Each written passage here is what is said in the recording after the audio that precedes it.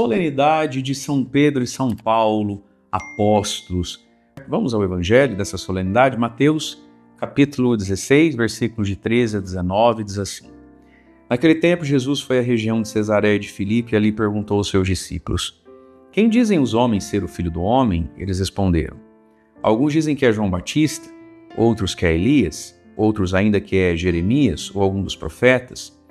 Então Jesus lhes perguntou: E vós, quem dizeis que eu sou? Simão Pedro respondeu: Tu és o Messias, o Filho do Deus vivo. Respondendo, Jesus lhe disse: Feliz és tu, Simão, filho de Jonas, porque não foi um ser humano que te revelou isso, mas o meu Pai que está no céu. Por isso eu te digo que tu és Pedro, e sobre esta pedra construirei a minha igreja, e o poder do inferno nunca poderá vencê-la. Eu te darei as chaves do reino dos céus. Tudo que tu ligares na terra será ligado nos céus, tudo que tu desligares na terra será desligado nos céus. Palavra da salvação, glória a vós, Senhor. Irmãos e irmãs, hoje é um dia que para nós católicos esquenta o coração, dilata a alma. Viva São Pedro, viva São Paulo, colunas da igreja. Dois homens que experimentaram a misericórdia de Jesus. Jesus que manifestou sua misericórdia ao chamá-los, ao capacitá-los, perdoá-los, formá-los e darem aos dois a graça de pregarem o evangelho e testemunharem o seu amor a Jesus pelo martírio. Foram abrilhantados com a morte, com o dar a vida, com o amar a Deus e o reino de Deus acima de si mesmo, a ponto de se entregarem. A primeira leitura da missa dessa solenidade está em Atos dos Apóstolos, capítulo 12, do 1 ao 11, vai dizer do dia que Pedro foi preso, logo após Tiago ter sido decapitado. Pedro é preso, Herodes mandou colocá-lo na prisão, guardado por 4 grupos de soldados, com 4 soldados cada um, 16 soldados fortes, armados, para tomar conta de um pescador. De um homem que não tinha nada, a não ser um testemunho e uma unção do Espírito Santo. Herodes morre de medo de Pedro. E aí, diz a palavra, enquanto Pedro era mantido na prisão, a igreja rezava continuamente a Deus por ele. E a igreja reza continuamente por Pedro, ao rezar continuamente pelo Santo Padre, o Papa Leão, 14. Você pode reparar que toda missa você reza pelo seu bispo e reza pelo Papa. Em toda a Eucaristia é dito, o nome do Santo Padre, o Papa. Rezar continuamente por Pedro, E a gente vê aqui o quanto a fúria do mal é dirigida a Pedro. Veja, aqueles homens, Herodes, poderia prender a rodo todo mundo. Ele quer Pedro. Porque se ele tem Pedro, é como se ele tivesse a todos. Se ele derruba Pedro, se Pedro cai, muitos caem. Mas se Pedro se ergue, muitos se erguem. Mas Pedro não se ergue sozinho. Ele necessita da oração da igreja. O Santo Padre decide da nossa oração, do nosso respeito, do nosso sentimento filial. É assim que nós olhamos para o Papa, E aí o anjo do Senhor entra na cela. Pedro dorme um sono, ele deu trabalho até para o anjo, O anjo acende uma luz, aí o anjo tem que bater em Pedro. Aí o anjo tem que falar assim: acordou, Pedro? Acordei. Então levanta, aí levanta, bota o chinelo, agora bota a capa. Vamos, Pedro. Um Pedro que era pescador, sabia nadar. E por mais de uma vez com Jesus no mar, morreu de medo, mesmo sabendo nadar. Um Pedro que gritava, pedia socorro.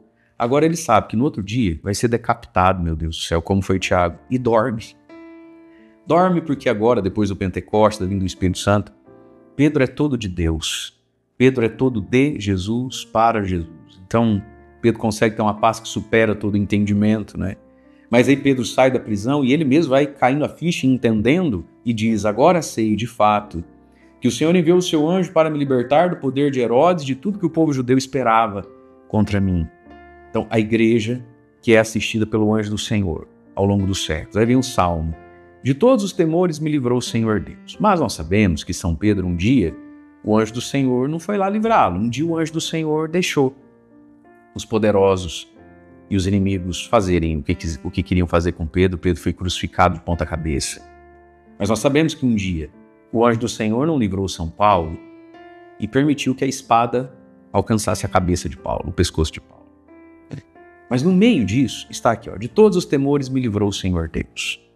Qual era e qual é o grande temor de quem de fato conhece, pelo dom da ciência, da sabedoria, do entendimento, a realidade das coisas? da vida, do céu, de Jesus, da igreja e do reino. O grande temor de quem está no caminho da santidade não é o temor de morrer, não é o temor de ser preso, ser ridicularizado. O grande temor do cristão é o temor de perder sua salvação e de ferir Jesus. Então, de qual temor, de todos os temores, me livrou o Senhor Deus? Se a gente perguntasse isso para Pedro, de qual temor o Senhor Deus o livrou, uma vez que ele acabou Marte? Pedro foi livrado do medo de morrer por Jesus. Lembra que Pedro negou Jesus? Por que negou Jesus? Porque tinha medo de morrer, né?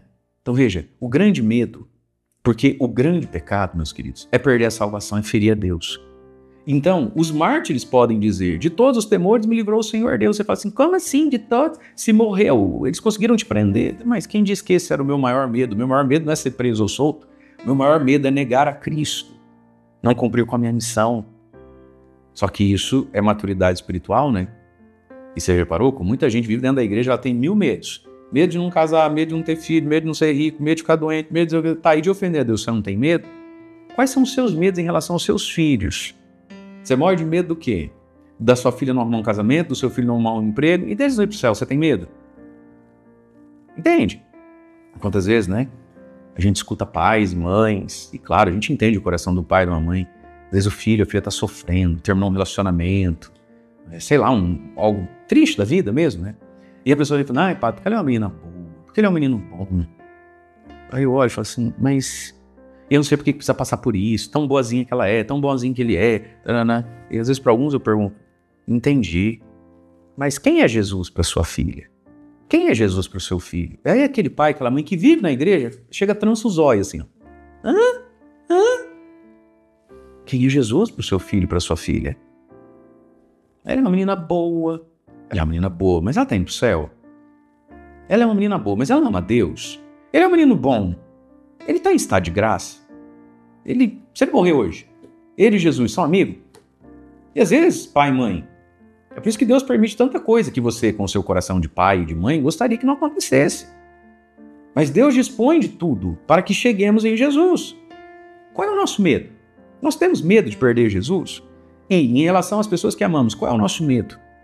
Você tem medo? Eu tenho medo. Eu olho para as pessoas que eu amo e eu tenho esse temor. Será que está conseguindo corresponder ao que Deus está pedindo, falando, semeando? Será que está indo em direção a Deus? Será que vai conseguir dar conta dessa cruz que visitou? Mas que a gente não tem esse medo?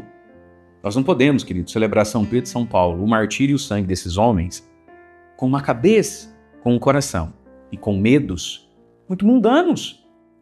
Aí vem a segunda leitura que nós vamos ouvir, da segunda carta de São Paulo a Timóteo.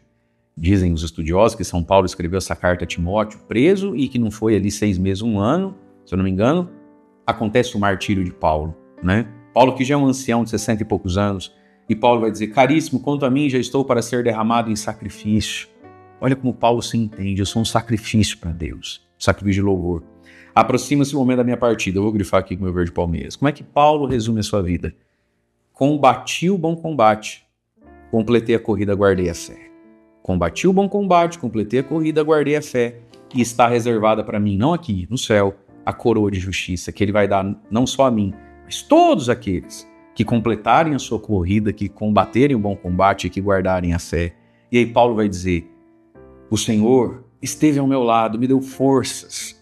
Ele fez com que a mensagem fosse anunciada por mim integralmente a todas as nações. Que coisa linda. Paulo, um homem que sabe que vai ser martirizado, mas ele está feliz porque ele diz, eu dei tudo que eu tinha para dar, por amor a Jesus, né? Foi por ele, por causa dele. E aí nós vamos ter o evangelho, que é a profissão de fé, onde Jesus vai dizer, mas e vós, quem dizeis que eu sou? Quem dizem os homens que eu sou? Tá, mas e vós? Quem dizeis que eu sou? Veja, Jesus espera uma resposta diferente, mais profunda, de nós que somos seus discípulos. Nós não podemos dizer a vida, dizer a fé e dizer Jesus do mesmo jeito raso, tosco, infantil, das pessoas que não caminham com ele. Mas e vós, que sois meus discípulos, o que vocês falam? E Jesus espera que os discípulos já tenham subido algum degrau aí na fé. E aí São Pedro recebeu essa graça, né? Tu és o Messias, o Cristo, o Filho do Deus vivo. E Jesus vai dizer para São Pedro: feliz és tu, Simão, filho de Jonas. Não foi um ser humano que te revelou isso, mas o Pai que está no céu. Veja, São Pedro é um homem abençoado sobremaneira. Ele é tocado, ele é visitado por graça, por iniciativa de Deus, para uma revelação que hoje todos nós temos, né? Mas, e que a graça também, mas que Pedro tem por primeiro. E Jesus vai fazer desse Pedro e dessa fé um fundamento. Por isso eu te digo, tu és Pedro, sobre essa pedra construirei a minha igreja, e o poder do inferno nunca poderá vencê-la. E diz mais para o Pedro: te darei as chaves do reino dos céus, e o que você ligar na terra é ligado no céu, o que você desliga na terra será desligado no céu. As chaves da igreja, dado a Pedro, conservada pelos seus sucessores, guardados, para que estejamos ligados, céu e terra. A igreja nos liga ao céu, através da verdadeira fé, que nos ensina a professar, crer, através dos sacramentos que celebramos, que a Mãe Igreja nos dá, somos ligados ao céu. Portanto, queridos, para estar ligado ao céu, precisa estar ligado à igreja. Não existe céu sem igreja. Não existe cristão sem comunidade, sem paróquia, sabe? Não existe piedade, devoção, na rebeldia, atirando para todo lado, se sentindo mais santo, mais católico que o Papa. É a igreja, e nós vamos estar em comunhão com a igreja.